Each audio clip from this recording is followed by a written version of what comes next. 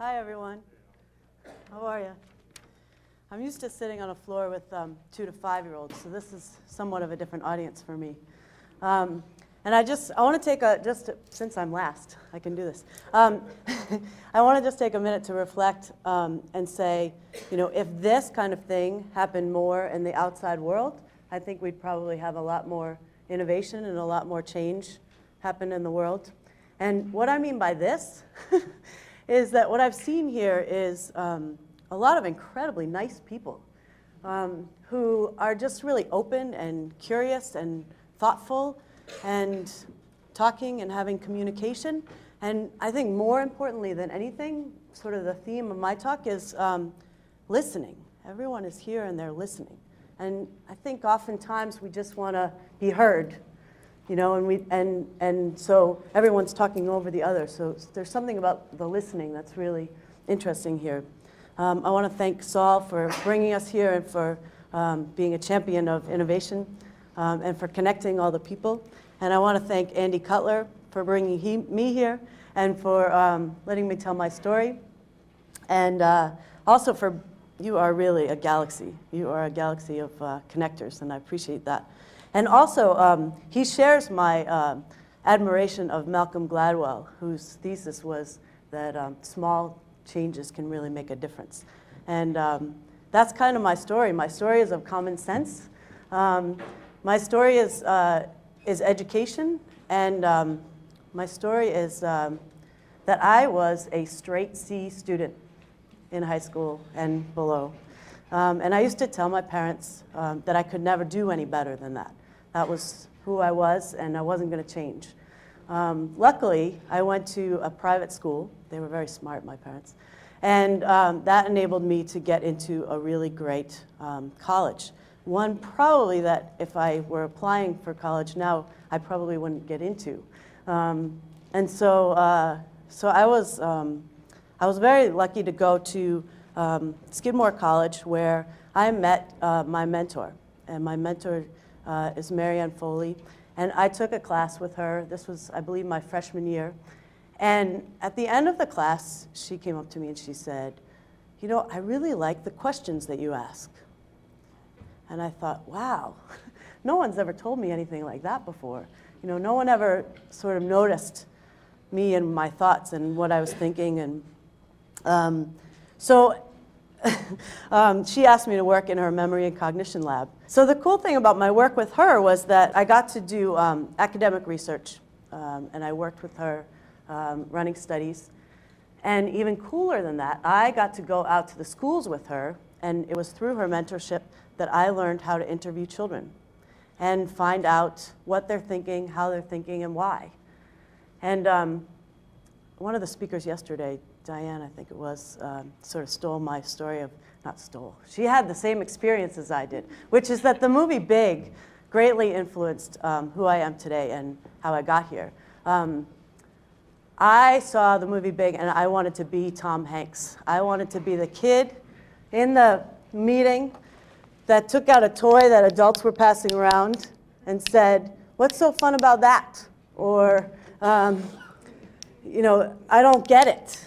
Which is, when I say that in meetings, everyone's like, oh, no. Now, this happens to be a really fun toy because it makes a lot of noise, but you get the idea. So what I learned from Tom Hanks, or the writer, I should say, of Big, is that when you're making a product, it's your responsibility, except for in Apple's case, apparently, although I have an argument against that, that you need to ask your consumer what they think about your product as you make it. Not a new idea. People do it all the time. But let me take it a little bit further. So fast forward to graduate school, where I met a visionary woman by the name of Angela Santomero. And she was working at Nickelodeon at the time, and she was also getting her master's in child development. And we were studying a theory called behavioral resonance, which in the TV world is if kids are watching, they did a Bobo doll experiment. So that blow up thing where you hit it, And what they would do is they would show a violent program on TV, and then had a Bobo doll in the room. And when kids watched, no surprise, when kids watched violent TV, they would whack the heck out of the Bobo doll. This is behavioral resonance. This is the negative effects of TV or media on kids. And so what she did with this information was she said, okay, if TV can have a negative impact on children, why can it also have a positive impact on children? So starting with this thesis, and then simultaneously, Brown Johnson, who's the executive VP of Nickelodeon, was looking for a game show for preschoolers. She kind of put out there, okay, what would a game show for preschoolers look like? And Angela had an idea. At the same time, Nickelodeon, Nick Jr. was just launching, I believe, and they had come up with this grand marketing scheme, which today doesn't sound like very much, but at the time was kind of revolutionary. And the marketing scheme was play to learn. And so now enters the birth of Blue's Clues. How many people are familiar with Blue's Clues? Oh my gosh. 10 years ago when I asked that question. All right, so Blue enters the world. In 18 months of Blue's Clues being on the air, we had about 100% awareness. We call them Q scores in TV. We had 100% awareness of Blue's Clues, right up there with Sesame Street, which had been on the air for, I think, almost 30 years at the time. We were, at our height, we were reaching 13 to 14 million viewers a week. We are in 60 countries on 66 continents. And I think I have an idea of why Blue's Clues is what it is. I think that Blue's Clues was a critical change maker. And I'll give you 3 of the main reasons why I think it is what it is. One is it had a vision. Angela had a mission. She had a mission statement for the show. It was to empower, challenge, and build the self-esteem of preschoolers, all while making them laugh. And everyone on the staff knew the mission. It was very clear. She was a producer, but she was also an educator. She was the best blend of creators. And then the second reason, I think, is what people at Nickelodeon now call the magic sauce. And for us, that means research. That's my job. I sit on the floor with 2 to 5-year-olds, and I play out scripts 3 times for every episode of each production. So, so the magic sauce is that we talk to our audience, we know our audience. I get to be the 4-year-old in the boardroom. It's a pretty good job. So I don't ever have to grow up, which is great. And then the third thing that I think was the key, was one of the keys to our success, was the synergy. That we had I was 2 doors down from the creator. I was on the same floor as the animators, as the production staff, the writers I worked really closely with. I would bring the writers into research with me. So when one child, and this was not for Blue's Clues, but another show, we were reading the story to the kid, and the kid goes, "You're making me a headache." And you know, the writers get to hear this, and they say, "I better go back and make a change." But really, that our production was really egoless. That it was about the kids, and we made it about that. And I want to show, hopefully, I want to just show a little clip of kids watching Blue's Clues to show the impact of the kid as the center of our creation.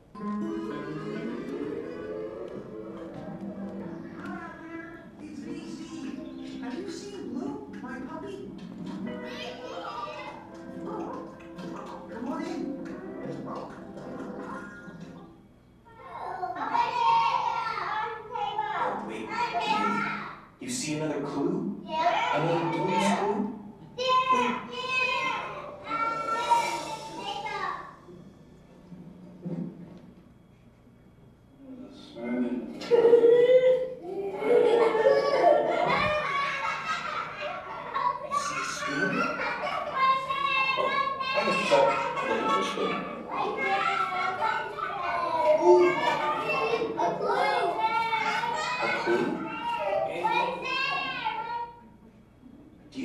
picture of?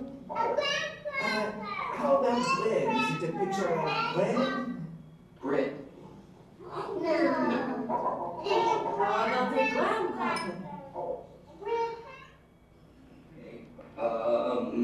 Maybe we should draw something to take us down the river. What could we draw? A boat. Yes, a boat will take us down the river. Now it's time for so long. But we'll sing just one more song. Thanks for doing your part, 'cause you are smart. You know that me and you and my dog Blue, we can do anything. Bye-bye. See you later. Bye. All right, let me quickly, I don't have very much time left, so I have two other things that I wanted to bring up. So I could talk about Blue's Clues forever, but we were supposed to talk about something new a little bit too. Fast forward 10 years. I'm working on a new project called Think It, Ink It Publishing. And the vision for us is everyone's focusing on literacy in the schools today. And in doing that, reading is the mainstay. That's where people are mostly concentrating their time.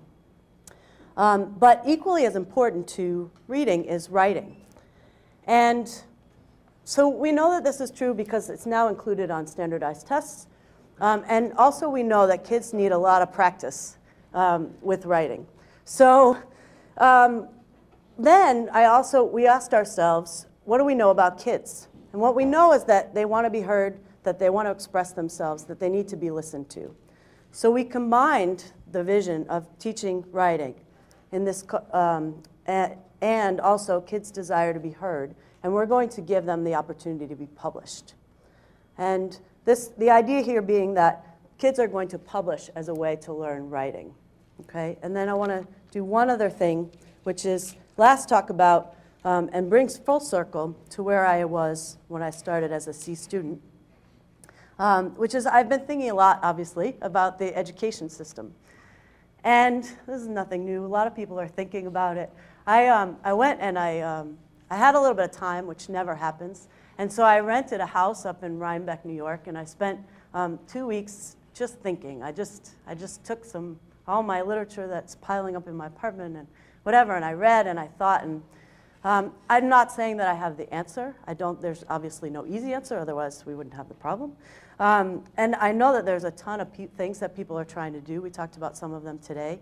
And so we also know that kids spend about 20,000 hours of their life in school environments, and that's about 40% of their time. We also know that policy, as much as people are working on different policy, that policy changes will probably never get into the classroom, will probably actually never affect kids necessarily. It might affect the system as a whole. We also know that people and connections are what make a difference. Teachers talking between themselves and kids. We saw it here today, saw it with theater. There's also this idea of attentional inertia, which is the idea that once you have somebody's attention, then it's easier to maintain it. However, if you don't get it, it's not likely that it's gonna be harder to capture attention, and that really good teachers and good TV shows have this attentional inertia. And I want to pose the question and a bit of a challenge to everyone here, which is, let's think about who our audience is. Who are the people that we're making education for? And the answer to that question is kids, right? And I was watching this morning. I was so bummed that the kids left today because I wanted to draw them into this conversation. Kids have really strong opinions and they want to be heard.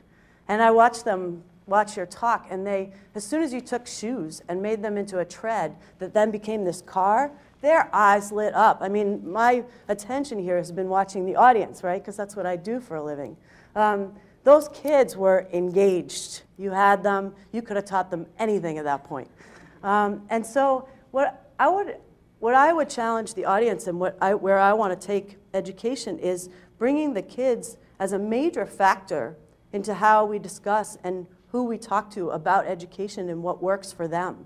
We talk a lot about what doesn't work. Linda Ellerby just did what doesn't work in the schools, and she asked kids that question. Well, it's easy to talk about the negative, right? Let's do a show where we talk about what works in education, and let's ask kids. Let's talk to them about there's a lot of good going on in the world, and I know there's an organization called Edutopia that's looking at what works in education. But let's talk to the consumer. Let's talk to kids about what's working for them and bring that to them. And I think use that as a way to train parents and as a way to train teachers and a way to train ourselves and build a community of people who are listening to kids. It is what I do, what a lot of people here do, is it's about the kids. And I think if we include them in our conversation and ask them how to make a change, that we could potentially get there. Thank you very much.